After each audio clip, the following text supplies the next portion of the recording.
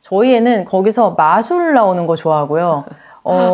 또 뭐 수학, 뭐 마법 수학, 뭐 이렇게 수학 시리즈인데 좀 재미나게 해놓은 그런 것들이 있어요. 그래서 제가 어머니들 항상 물어보실 때 추천하는 책으로 수학도둑도 많이 권했는데, 수학도둑은 카이스트 교수님이 감수를 하셔서 내용 자체가 만화는 되게 재밌고 한데 수학 문제가 중간중간 이렇게 들어가면은 진짜 좀 어려워요. 영재원 문제스러운 것들이 막 나와가지고 뭐 복면산도 나오고 하는데 약간 수준이 높아요. 그러니까 너무 카이스트 교수님 문제, 그래서 애들이 이거 만화 위주로 보게 되지 수학 문제를 보게 되진 않더라고요. 근데 퀴즈과학 상식은 그 수학 문제가 그 만화 내용에 들어가 있는데 그렇게 문제 수준도 높지 않아서 자신감도 좀 뿜뿜하고 좋은 것 같아요. 그렇게 저한테 문제를 내고 자꾸. 그쵸. 그러면서 그게 재미있나 봐요. 그러니까. 오면은 학원 애들도 그 책 보면은 이렇게 달겨들어서 좀 많이 보는 책이 그 책이더라. 그 다음에 이제 고학년으로 또 넘어가면은 조금 그 다음 단계가 뭐 수학이 수리수리, 뭐 화학이 뭐 화끈화끈 그 시리즈도 있거든요. 그거는 내용은 제가 볼 때는 이게 재밌나 싶은데 약간 표지가 좀 어필을 애들한테 잘 하는 것 같고, 그 내용에 막 중등 내용, 뭐 방정식도 들어가 있고 내용 상당히 어려워요. 근데 그림이 칼라도 아니고 이렇게 막 들어있는데 영어로 말하면 이제 챕터북 넘어가는 그 단계인 거죠. 근데 그것도 되게 추천할 만한 책인 것 같아요. 저 그거 어렸을 때 그거 모았었잖아요. 그 선생님 때도 있었어요? 그러니까 애기들이 뭔가 그 코드가 있는 것 같아요. 그러니까 무조건 만화책이라고 뭐 좋고 맞아. 나쁘고 이런 거기보다는 아이가 그 접근하기 딱 그 어려운 단계를 넘을 때 약간 쾌감이 해결책? 그런 책들이 있는 것 같아요. 그래서 그냥 책을 읽어라라기보다는 저도 이제 수학 원장이다 보니까 수학에 좀 도움이 되는 수학 문해력을 키울 수 있는 책들 위주로 좀 찾아보게 되더라고요. 그래서 물어보시면은, 왜냐면은 제가 책 별로 안 읽니? 하고 이제 물어보는 경우가 있거든요. 한 3, 4학년인데 말 해석을 못하는 친구들이 있어요. 그러면은 아니에요, 책 많이 읽어요 하는데 좀 편식을 하는 거죠. 자기가 좋아하는 좀 소설 쪽, 그런 쪽으로 보니까 좀 결이 다르더라. 이게서 수학 쪽으로 조금 논리 구조가 좀 바뀌려면 어떤 책을 읽어야 되나 싶으면은 오히려 아까 말씀드렸던 만화 중에서도 그렇게 좀 추리하게 하고 이렇게 논리 추론 이런 게 들어가 있는 그런 책들을 보면은 수학엔 확실히 도움이 되더라. 예.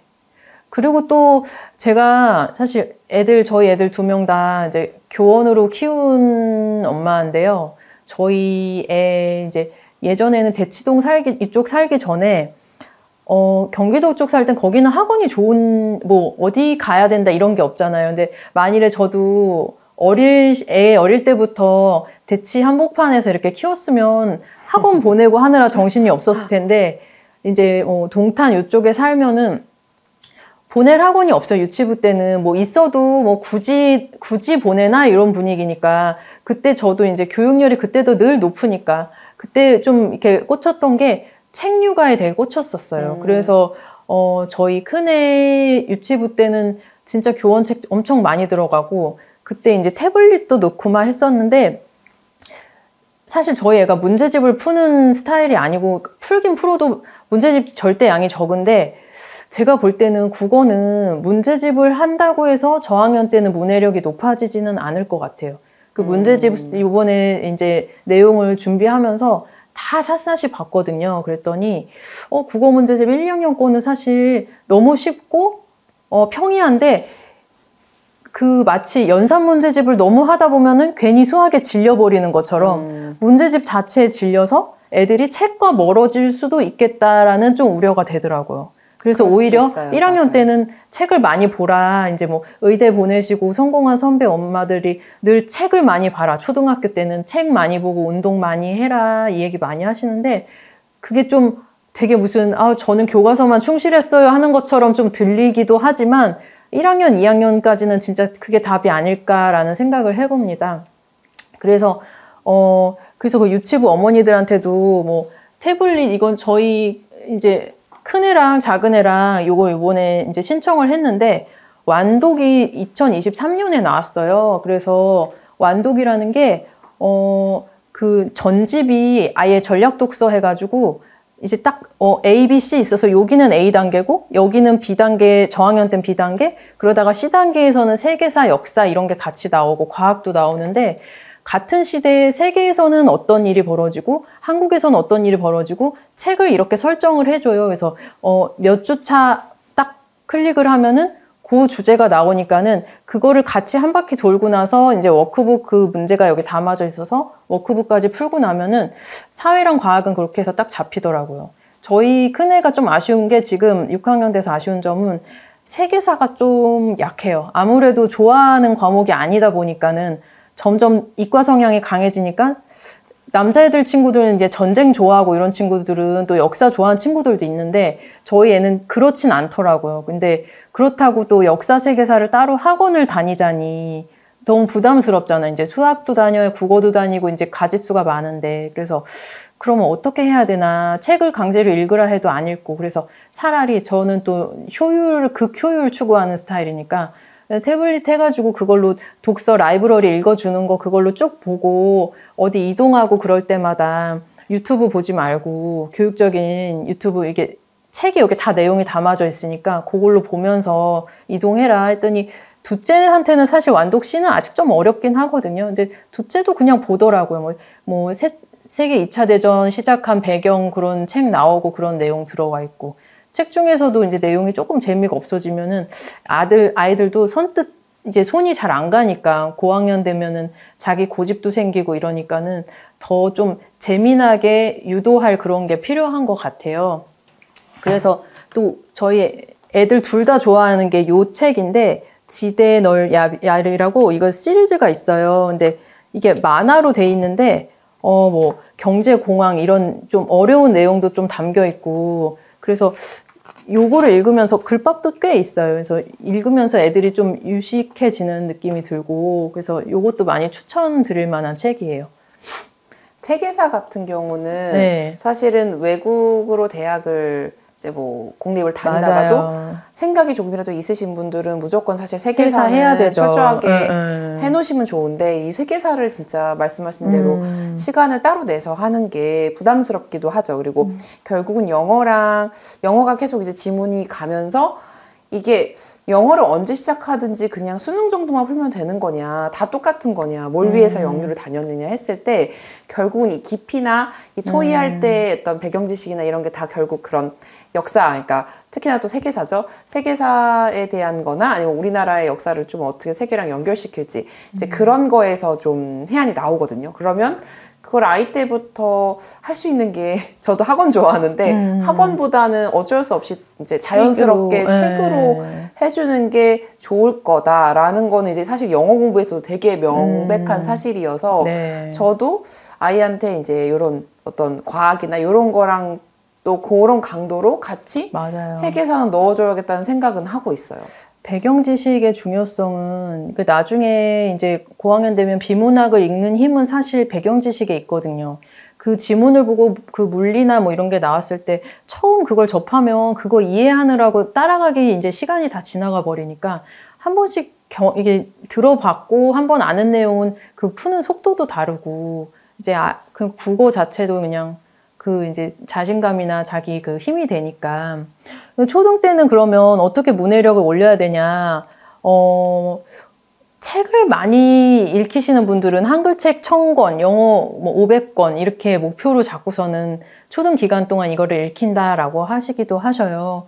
근데 저는 사실 뭐 이렇게 이게 좋을 수도 있는데 선생님은 가능할까요? 이게 1000권을 세서 막 이렇게 하기는 쉽지 않은 것 같고. 아니 엄마들끼리 얘기지만 사실 학원은 숙제를 하고 선생님이 계속 일주일마다 해주고 하는데 이 독서를 목표로 잡고 거기를 달성하는 게 뭐 누구도 뭐라고 사실은 하진 않잖아요. 이게 그러니까 학원을 어려워요. 좀 덜 다니는 친구들은 오히려 좀 가능할 수도 있어요. 그리고 독서랑 자기주도로 이렇게 습관을 잡아서 이렇게 되면 되는데 대치동이나 학군지 현실은 사실 이미 학원 주도가 많잖아요. 근데 학원이 이미 주도가 돼버리면은 그거 숙제하느라고 매일매일 그 숙제를 맞아요. 쳐내기가 바쁘니까 독서 시간을 따로 확보하기가 힘들긴 거는 사실이고 네. 그래도 저학년 때는 어머님들이 이제 학원에 픽업 오시는 분들 보면 책을 이만큼 빌려서 도서관에서 그런 분들이 있는데 그러면 아이가 확실히 푸는 속도가 빠르긴 하더라고요. 책을 그래도 엄마가 저렇게 의식적으로 루틴으로 해서 계속 이제 읽혀주시는구나 이러면은 좋은 습관인 것 같아요. 그래서 이제 슬슬 문제집을 궁금해 하실 수 있으니까 독해력 비타민이랑 뿌리 깊은 독해력, 어휘력, 저학년까지는 영역별 독서가 사실 더 중요하다. 그 다음에 고학년에서 중등까지는 디딤돌 독해력 고학력 책이 있는데요. 요 책이 그 책이에요. 그래서 이게 1에서 4까지 이렇게 있는데 여기서부터 내용이 좀 어려워져요. 고학력 해가지고 진도가 좀 어려워지는데 그 다음에 이거를 한 다음에 뭐 빠작, 비문학, 생각독해 그 다음에 이제 중등 과정으로 넘어가는데 매산비, 매산문 되게 유명한 책이잖아요. 그러니까 그쵸. 베스트셀러 중에 베스트셀러인데 예비, 매산비, 매산문도 있어요. 그냥 매산비, 매산문이 어려운 친구들은 예비로 와서 한 중2, 중3 때쯤 그렇게 풀리시면은 딱 예비 좋다. 있는지 저도 처음 알았어요. 네. 뭐 사실 빠작도 그렇고 매산비도 그렇고 너무 유명해서 네. 뭐 거의 뭐 이제 누구나 다 푸는 건데 근데 예비 국어 문제집이 진짜 많아요. 그래가지고 저도 이번에 이제 조사하면서 이게 수학은 뭐 디딤돌 센 딱 이렇게 양대산맥 이렇게 있는데 국어는 그런 게 없으니까 가지도 많고 국어 학원 자체도 되게 이제 가지가 이렇게 잘라져 있어서 이 학원은 이게 강하고 뭐 어디가 딱 압도적으로 좋다 이런 학원은 없고 여기는 이게 강해. 글쓰기가 강해. 그리고 여기 학원은 독서 쪽이 강해. 뭐 MSC 같은 경우는 또 여기는 국어가 강해. 고학년 학원들은. 그렇게 되니까 그럼 학년마다 아이에 맞게 이렇게 좀 옮겨줄 필요도 있고 국어 문제집도 그러면은 너무 많으니까 차라리 뭐가 그냥 베스트셀러다 이러면 그것만 풀리겠는데 뭐 어떻게 풀려야 되냐 이거에 대해서도 좀 고민을 많이 하시는 거죠. 그래서 아까 보여드렸던 책이 얘가 왜 어렵냐면은 지금 디딤돌 독해력이 1에서 6이 있고 그 고학력 그 어려운 버전이 1에서 4까지가 있어요. 이게 1부라고 보시면 되고 2부라고 보시면 되는데 얘네가 뭐 한비자, 맹자, 인 그 실제 문제집 지문에 경제, 전망이론, 과학, 뭐 혈관구조, 언어, 호칭어, 지칭어의 언어 예절 이런 거 사실 중등 국어 문법에 나올 법한 그런 내용들인데 일찌감치 좀 초등이지만 내용이 좀 땡겨서 나오는 느낌이더라고요. 그리고 아까 1에서 4에서 특히 3단계, 4단계는 갭이 많이 크다. 3에서 4 넘어갈 때 되게 어렵고요. 근데 아쉬운 점은 비문학 쪽만 주로 있기 때문에 그리고 어휘가 조금 약하다. 어휘가 약하다기보다는 제가 봤을 때는 문제 수가 좀 적더라. 어휘 문제가 따로 하시면 되니까. 그리고 초등 고학년의 독해는 만일에 이게 앞에서 1에서 6 여기는 그냥 술술 넘어가는데 이 고학력 이쪽에 1에서 4는 그냥 엄마 생각에 2 풀었으니까 그 다음에 3 풀어 이게 잘 안 되고 2에서 3 넘어갈 때랑 3에서 4 넘어갈 때랑 정체기가 좀 많이 시간이 걸린다. 그래서 아이가 만일에 어려워하고 그러면은 무조건 그 문제집을 단계를 높인다고 영어는 약간 브릭스 높이는 그런 게 있잖아요. 목표. 그쵸. 근데 국어에서는 그게 안 되는 게 지문이 훨씬 어려워지니까 이제 고학년은. 그래서 독서량을 수평적으로 넓혀서 어휘량을 늘리고 그 밑 작업을 많이 한 다음에 그 다음 단계로 가는 게 중요하지 이 문제집을 그냥 훅 빨리 푼다고 뭐 수학 선행 빨리 빼듯이 그 다음에 한 바퀴 다시 올 거야 이렇게 접근하시면 안 되고 국어 문제집은 그냥 하나의 도와주는 도구로 생각하셔야 될 것 같아요. 중간중간에 책이 많이 들어가야 된다라는 걸. 아니 이거 비문학만 있나요? 지금 사실 지문이 좀 비문학 위주긴 해요. 문학 부분이 좀 문학도 좀 약하긴 해요. 요즘 친구들이. 그쵸. 그래서 이제 그 자뇌형 친구들, 이과 성향 강한 친구들은 나중에 문학에서 고생을 많이 하는 경우들이 많거든요. 맞아.